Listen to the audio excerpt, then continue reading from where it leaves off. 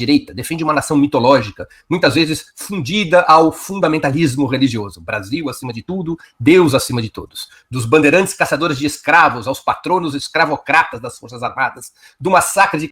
Aí nem tanto, né? A direita brasileira, ela não tem muitos heróis, né? Tipo, Bolsonaro, levemente o regime militar, mas fora isso, referência histórica, eu não vejo nada. Não tem um herói que a nova direita construiu. Literalmente não tem.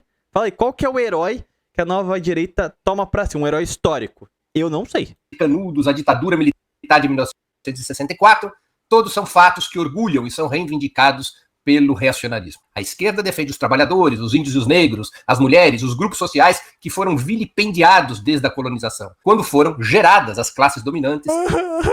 É brincadeira, vai. Que se perpetuam no poder desde então. Por essas razões, por essa situação, o tema do programa de hoje tem como pergunta se a esquerda deveria ou não ser nacionalista. Se existe ou não um único nacionalismo. Tá aí. O Brasil tem uma característica muito massa. Eu tô fazendo preparando aquele estilo aula sobre a história do nacionalismo, como ele se estruturou.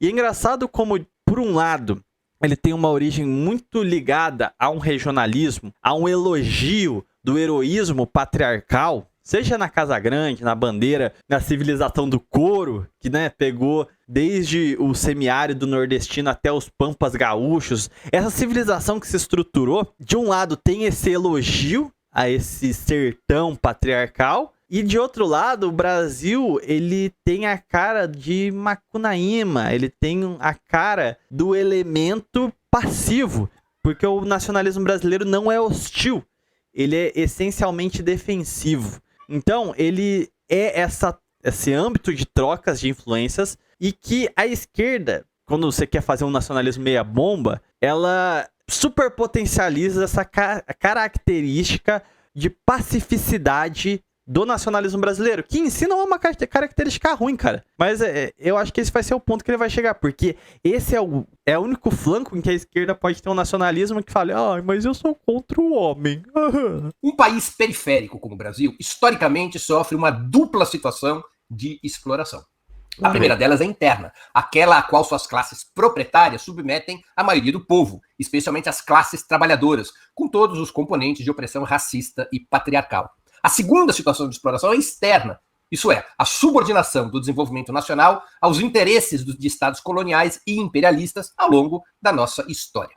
Eu concordo com a segunda alegação, que a gente tem um problema central na formação de uma elite nacional, que ela enriquece ao ser meio que o porteiro da relação. Ela trabalha na dinâmica que já lhe é natural de um país colonial, ou seja, ele produzia aquilo que os mercados centrais europeus necessitavam e, consequentemente, após a independência, a gente nunca conseguiu profundamente romper essa dinâmica de quase que uma chancela econômica, mas a primeira eu já acho extremamente romantizada. Primeiro ponto, que racismo é esse que o senhor de engenho é o racismo assim, pero no mucho, eu não gosto de preto, mas aquela ali, hein? Mamãe me acuda, cometerei atos libidinosos? Que racismo é esse, meu irmão? Porra, e o tanto de caboclo mesmo, de mestiço, que alcançou postos elevados na sociedade brasileira. Mulheres que alcançaram, mesmo sendo negras, o status de mulheres mesmo, oficiais de uma casa grande, por exemplo. Isso aconteceu. O racismo, se dá pra gente aplicar essa conotação tão pesada a uma história do Brasil como um fato dado como ordem e não como exceção, você vai ter que apelar para aqueles papos de racismo estrutural. E aí vem outra coisa também. Qual o problema de ser patriarcal? Você acha mesmo que um matriarcado teria tancado os primeiros séculos do Brasil? Um país uma colônia no caso, que não era tão próspera, não tinha nada demais, vamos ser sinceros, enquanto o resto da América tava... pega o caso hispânico. Porra, tinha prata, tinha ouro, mó fuzuê, fala, uhul, tiramos a sorte grande, achamos o Eldorado. Quando o Brasil falava, até o ciclo do ouro não tinha nada, era cana de açúcar que ia ter que tancar. Então, assim, não tinha uma grande ideia de investimento, porque não tinha nada muito que chamasse atenção. Consequentemente, Você vê que os esforços, Portugal não tinha homem pra ajudar a colonizar isso aqui. Então, meu irmão, você vai entrar em guerra, vai entrar em conflito, vai entrar numa luta pela sobrevivência com teu próprio peito, meu irmão. Você acha mesmo que, mulheres empoderadas e não sei o quê? Nós tivemos grandes mulheres à frente do país.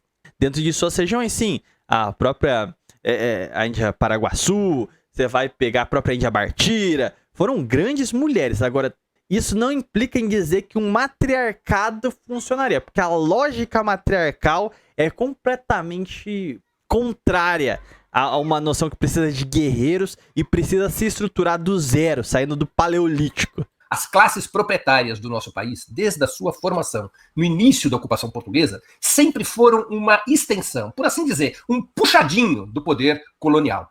Das capitanias hereditárias e sesmarias lideradas pelos senhores de terra e escravos, até a burguesia industrial, agrária e financeira, o que temos são classes dominantes que funcionaram como sócias minoritárias do sistema de acumulação capitalista, primeiro na sua fase primitiva, mercantil, depois na sua etapa madura, imperialista. Essas classes dominantes nasceram e se reproduziram a partir das concessões coloniais a cidadãos portugueses que, com o tempo, se fizeram brasileiros. Da metrópole, esses cidadãos receberam terras para o seu pleno domínio, receberam o direito de escravização dos povos negros e indígenas, o monopólio da violência.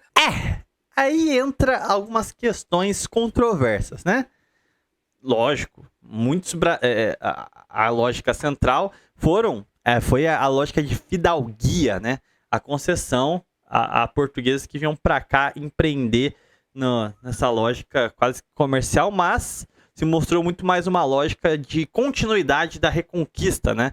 Visto o status a qual eles pegam estas terras. A gente já tem o fracasso do modelo das capitanias hereditárias, instalação de um Estado brasileiro com o governo geral, mas se observa também grandes passos de organicidade em conluio com nativos.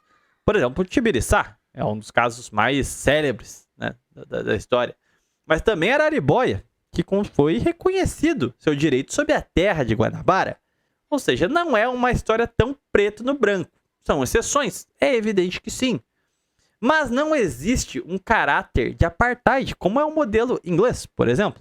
Foi muito mais um regime de alianças e de um processo de assimilação, de integração, do que propriamente uma imposição de uma nova cultura. Até porque o processo de se adequar às terras implicava em uma perca da portugalidade.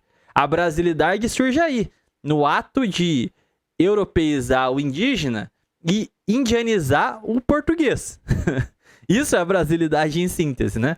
Então é muito relativo essa história extremamente corrosiva, tem altivez, sem exceções, onde você coloca a luta de classes como métrica de parametrização da história. Porque não é esse o fator central, principalmente num país nascido de uma lógica quase religiosa, para não dizer que era estritamente religiosa, como o fim da escravidão dos nativos, capitaneadas por quem? Pela grande igreja malvada, né? São